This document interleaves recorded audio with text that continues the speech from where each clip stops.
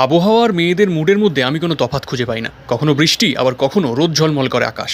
গতকালের রোদ ঝলমলে আকাশকে সাক্ষী রেখে এবং মা ফ্রিকিন রাত্তক জ্যামের মধ্যে দিয়ে পুষ্পাগিরি করতে করতে আমি এগিয়ে চলেছিলাম আমার গন্তব্যের দিকে।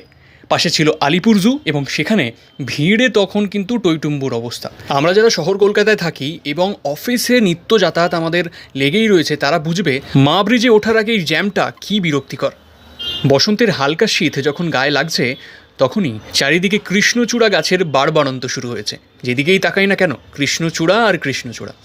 মাঝে মাঝে মনে হচ্ছিল এই সেই কৃষ্ণচূড়া।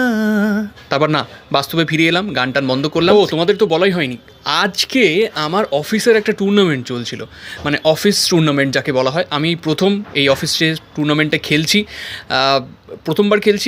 একটু এক্সাইটেডও ছিলাম এবং বহুদিন পর মাঠে নামায় এক্সাইটমেন্টটা দুগুণ হয়ে যাওয়ায় এই হচ্ছে আমার রান সংখ্যা। আমি নিজেও দেখিনি, তারপরে আমাকে স্ক্রিনশটটা পাঠানো হয়েছে। মোদ্দা কথায় ম্যাচ জিতেছি, খুবই এনজয় করেছি।